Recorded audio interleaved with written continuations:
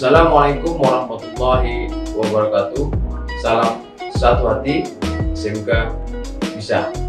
Halo para pelajar SMK, bertemu kita kembali pada kreativitas video pembelajaran online Honda tahun 2021. Adapun materi pada pertemuan kita kali ini adalah sistem transmisi otomatis atau sistem V-matic. Jadi sebelum kita memulai, tujuan pembelajaran kita yaitu yang pertama mengenal sepeda motor Honda Matic, kemudian yang kedua sistem V-matic, kemudian tujuan yang ketiga yaitu komponen V-matic sepeda motor Honda, kemudian yang keempat pengoperasian sistem V-matic ya, V-matic. Oke para pelajar, kita lanjut. Sepeda motor Honda dengan sistem V-matic ya, dapat kita lihat pada gambar. Ini nampak kita Vario di generasi pertama itu 110 cc, kemudian ada Beat, kemudian ada Scoopy, yang semuanya ini teknologinya sekarang telah mengalami perubahan. Kemudian ada, kita lihat ini Revo Automatic, dan generasi terakhir itu ada ADV, ada PCX ya, PCX, kemudian ada Vario 150, kemudian ada juga Vario 125 yang pada sepeda motor Matic sekarang ini banyak disematkan teknologi terbaru. Kemudian masuk kita kepada pembahasan tentang sistem V-matic ya. Sistem V-matic adalah mekanisme otomatis yang merubah perbandingan gigi tanpa langkah-langkah pengubahan gigi dan mengubah daya mesin menjadi gaya dorong optimal tanpa kejutan adanya penggantian gigi. Nah, inilah sistem V-matic itu.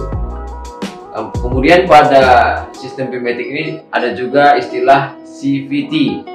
CVT ini adalah singkatan dari Continuous Variable Transmission.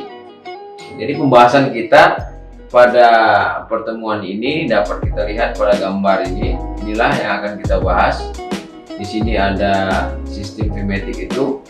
Inilah yang akan kita bahas. Salah satu sepeda motornya contohnya adalah ADV, sepeda motor Honda dengan sistem V-matic. Oke para pelajar, kita lanjut. Ini bagaimana daya mesin diteruskan ke roda belakang pada sistem V-matic ini. Ya, ini ada crankshaft. Crankshaft itu bagian yang berhubungan langsung ke drive pulley. Ya, dari crankshaft putaran itu diteruskan ke drive pulley. Di drive pulley ini ada mekanisme. Dari drive pulley putaran diteruskan oleh drive belt atau sabuk ke driven pulley. Jadi yang menghubungkan drive pulley dengan driven pulley itu adalah drive belt atau sabuk. Kemudian dari drive belt ini, dari driven pulley ini putaran akan diteruskan ke poros roda belakang dengan sistem kopling sentrifugal. Ya, sistem kopling sentrifugal otomatis inilah yang akan menghubungkan dan memutuskan hubungan putaran driven pulley ke poros roda belakang. Jadi dari driven pulley putaran diteruskan oleh kopling sentrifugal otomatis ke drive shaft, terus masuk ke reducing akhir atau reducing final gear, baru selanjutnya diteruskan ke poros roda belakang. Ini dapat kita lihat ini skemanya. Kemudian ini gambar mesin salah satu sepeda motor Honda dengan sistem V-matic. Nah, ini mesin sistem V-matic pada Beat ESP. Oke, kita lanjut para pelajar. Transmisi kecepatan variable belt drive. Nah, jadi dengan transmisi kecepatan variabel ini bervariasi ya, digerakkan oleh tali sabuk. Kecepatan putaran torsi berubah sewaktu diameter pulley berubah-ubah. Nah, jadi ini dapat kita lihat pada gambar ini pada saat mesin itu mulai bergerak ya. Ini diameter drive pulley lebih kecil daripada driven pulley. Di sini pada kecepatan variasi kecepatan itu. Variasi kecepatan itu terjadi perbedaan ukuran diameter drive pulley tadi yang kecil membesar dan driven pulley mengecil. Ini dapat kita lihat pada gambar. Oke, kita lanjut. Ini bagaimana diameter pulley berubah mengikuti kondisi perjalanan. Jadi pulley itu drive pulley dan driven pulley itu berubah-ubah sesuai dengan kondisi perjalanan. Awal dia bergerak di gambar yang di atas, awal start, ya kan, nampak kita drive pulley lebih kecil daripada driven pulley. Kemudian mulai berjalan, sudah mulai membesar drive pulley-nya. Kemudian pada kecepatan tinggi itu terjadi sama diameternya driven pulley dengan drive pulley. Kemudian ini juga kita tengok perubahan diameternya, dapat dilihat pada gambar. Oke, kita lanjut. Komponen pneumatik sepeda motor Honda. Ya, komponen yang pertama yang di depan ini namanya drive pulley. Ini nampak kita depan ini ada perbedaan, yang ini menggunakan motor starter, yang ini menggunakan ACG starter. Ini masih ribut dia, starternya masih bersuara, kalau ini sudah tidak bersuara. Jadi ada perbedaan yang sedikit di drive phase. Ya, kita lihat inilah komponennya. Nampak tadi perbedaannya cukup jelas. Yang ini menggunakan motor starter, yang ini menggunakan sistem ACG starter. Inilah nama-nama komponen pada drive pulley. Itu kita lihat ada driven phase. Ini tadi yang ada perbedaan sedikit antara ACG starter dengan sistem yang menggunakan motor starter. Kemudian ada movable drive phase boss, ada bossnya. Kemudian ada movable drive phase. Ini yang bergerak maju mundur, yang mengatur diameter ini sesuai dengan daya mesin. Kemudian ada wake roller. Wake roller ini bekerja berdasarkan gaya sentrifugal. Kemudian di sini ada ram plate. Ya, ram plate inilah yang akan meneruskan putaran crankshaft ke movable drive phase. Ya, di sini pada ram plate ini dipasangkan slide phase.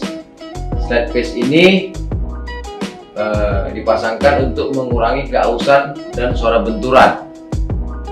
Ya, ini jadi dari crankshaft langsung ke ram plate, baru ram plate ke movable melalui gaya sentrifugal yang terjadi pada wake roller.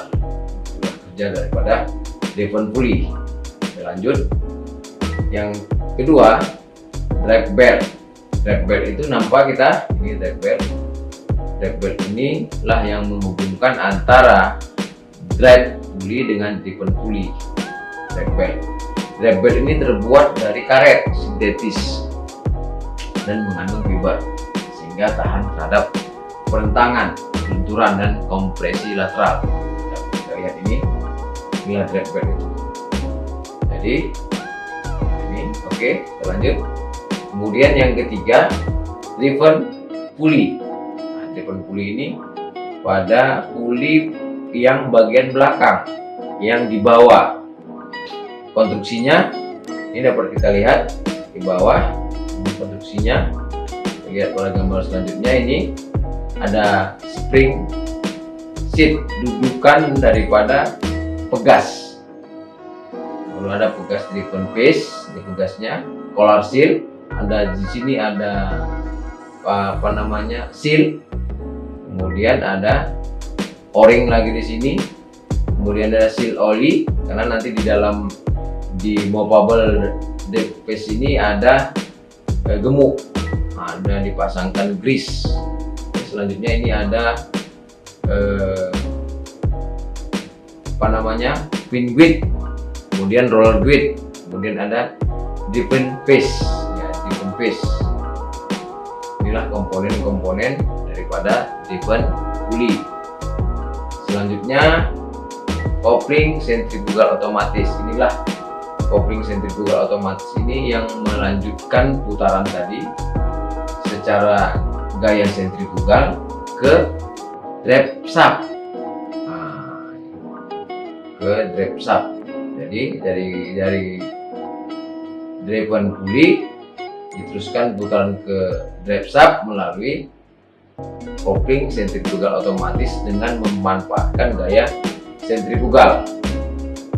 Ya. Kemudian bagaimana pengoperasian daripada sistem pneumatik? Oke, di sini pengoperasian sistem, bagaimana pengoperasian sistem pneumatik. Ya, sebelum kita lanjutkan, ada sedikit pantun. Sholat subuh saat fajar, setelah sholat bunga disiram. Siapa yang malas belajar, awas, masa depannya suram. Oke para pelajar, maka kita harus semangat terus mengikutinya. Jadi kita lanjut. Pengoperasian driven pulley. Ya, ini kecepatan rendah. Nampak pada waktu kecepatan rendah, ini wake roller masih di bawah, belum terlempar keluar. Nah, sewaktu putaran mesin dinaikkan, kecepatan mesin dinaikkan, baru dia nanti akan terlempar dengan gaya sentrifugal. Jadi baru kecepatan rendah nampak ini. Jadi diameter masih kecil, drive belt itu masih di dalam, masih di lingkaran dalam driven drive pulley. Oke, kita lanjutkan operasional yang kedua, yaitu kecepatan tinggi. Pada kecepatan tinggi bagaimana wake roller? Wake roller sudah terlempar keluar sehingga mendorong movable drive phase ini maju, sehingga membuat drive belt itu keluar, jadi diameter pulley ini semakin besar. Nah, kecepatan mesin tinggi akibat gaya sentrifugal, wake roller bergerak menuju keliling dari movable drive phase sampai pada posisi stop telah dicapai, sehingga drive belt terdorong seluruhnya ke keliling dari pulley. Kita lihat kecepatan bervariasi. Nah, pada waktu kecepatan bervariasi ini wake roller itu tertahan dia. Nah, sewaktu kecepatan mesin naik akibat gaya sentrifugal, wake roller berputar pada ram plate. Dia berputar di sini, tertahan dan berputar pada ram plate, menyebabkan diameter movable ini terdorong balik ke belakang sehingga mengurangi ukuran diameter ini. Kita lihat pengoperasian driven pulley kecepatan rendah. Yang ini tadi kita lihat drive pulley-nya, ya, rollernya tetap di bawah, masih di bawah. Ini diameter drive pulley-nya kecil, kemudian diameter driven pulley-nya besar. Nah, ini kecepatan rendah. Sewaktu putaran mesin ditambah, maka kecepatan tinggi. Nampak kita wake roller terlempar keluar sehingga movable maju, memperbesar diameter, mendorong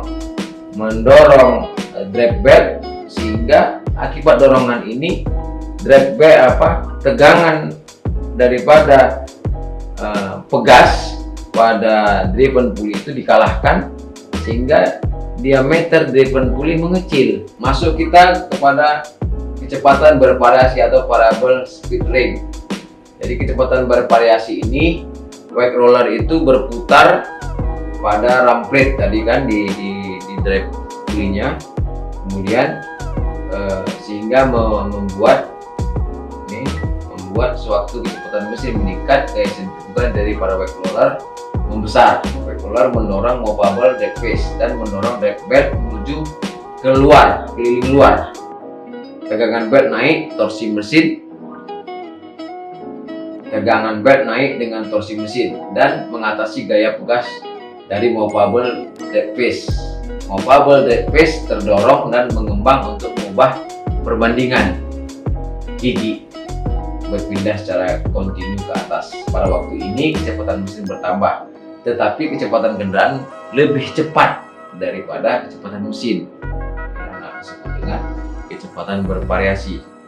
Oke, kita lanjut pada nampak dia. Inilah kecepatan bervariasi tadi. Ini berputar, ini menambah besar diameter driven pulley dari kecepatan tinggi tadi. Oke, sekarang masuk ke pengoperasian kopling sentrifugal otomatis. Sewaktu mesin berputar dari drive plate atau driven pulley meningkat, gaya sentrifugal yang terjadi pada kanvas atau clutch wake itu membesar, menyebabkan wake itu mengembang. Waktu dia mengembang itu berhubunganlah ke lining situ ada yang namanya drum dengan clutch cutter, sehingga timbul gesekan. Gaya gesekan ini menyebabkan clutch outer berputar mengikuti putaran dan meneruskan daya mesin ke drive shaft baru yang berhubungan melalui spine. Nah, ini nampak kita gambarnya, gambar daripada kopling sentrifugal otomatis. Ini gambar kopling sentrifugal otomatis tadi yang meneruskan putaran daripada driven pulley. Oke, kemudian pada kanvas drive, pada kanvas kopling otomatis tadi Anda dipasang damper rubber. Ini berfungsi mencegah clutch wake jika kecepatan berputar crankshaft sedikit, mencegah pergerakan clutch wake, jadi dia nggak slip, gerakannya itu maju mundurnya, mengurangi benturan pada waktu clutch wake ini atau kampas ini balik saat tadi membesar, kemudian mengurangi suara clutch wake akibat getaran. Jadi dipasangkanlah damper rubber. Jadi damper rubber ini komponen yang cukup bekerja keras pada kopling sentrifugal otomatis. Damper rubber ini, jadi kalau dia rusak akan menimbulkan deformasi atau keausan sayatan. Nah, maka ini akan menimbulkan suara, ya, akan menimbulkan suara. Oke, kita lanjut, ya. Lebar-lebar daun talas untuk membungkus nasi ketan. Siapa yang belajar malas nanti mirip orang hutan. Jadi pelajar tidak boleh malas-malas. Oke, kita lihat dulu. Sebelum mesin kita hidupkan ini, perhatikan. Sebelum mesin dihidupkan, ini diameter drive pulley ini kecil, nampak. Ini diameter driven pulley-nya besar. Jadi sekarang mesin kita starter dan hidup pada putaran idling. Perhatikan, para pelajar sekalian, perhatikan. Ini perhatikan, ini mesin sudah hidup tapi masih idling. Nampak, ini masih belum poskan. Nah, ini masih idling dia. Ini belum berputar tadi, masih mau berputar enggak. Saat putaran mesin kita naikkan, ini. Nah, ini putaran mesin mulai kita naikkan. Kita naikkan terus, nampak perbedaan diameter yang terjadi dan kondisi kopling sentrifugal otomatis sudah memutar ini. Terus diameter ini perhatikan. Nah, beginilah cara ini variasi. Ya, ini kecepatan tinggi. Kecepatan tinggi ini lebih besar, diameter drive pulley lebih besar daripada diameter driven pulley. Ya, jadi beginilah cara kerja V-matic itu. Jadi putaran ini diteruskan dengan bed atau sabuk. Ya, ini penurunan kecepatan. Balik lagi ke kondisi awal, putaran langsam. Perhatikan, nanti pada waktu putaran langsam, ya ini berhenti. Kopling sentrifugal ini tidak mengembangkan lagi, tidak memutar lagi, sehingga roda pun. Demikianlah cara kerja daripada V-matic pada sepeda motor Honda. Jadi jika ada pertanyaan, nanti boleh dibuat di komentar YouTube saya. Jadi Bapak punya channel YouTube, yaitu Auto76 channel. Kemudian kesimpulan pembelajaran kita hari ini, V-matic itu merupakan transmisi kecepatan variabel bed drive digerakkan oleh sabuk. Kecepatan putaran dan torsi berubah sewaktu diameter pulley berubah. Kemudian yang kedua, fungsi dan cara kerja komponen VMATIC harus dipahami supaya kita dapat mencari gangguan dan kerusakan. Kemudian yang terakhir, perawatan dan penggantian secara berkala perlu dilakukan pada sistem VMATIC ini untuk menjaga agar performa mesin tetap baik. Demikian pertemuan kita pada hari ini. Salam satu hati SMK Bisa. Wassalamualaikum warahmatullahi wabarakatuh.